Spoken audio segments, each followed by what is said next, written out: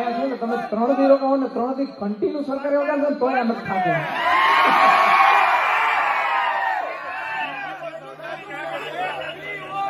આમ જો એ ભાઈ ઉભા રહો સરકારી વગાડ નાખે પણ આ છેલ્લી વાર હાલો નરેશભાઈ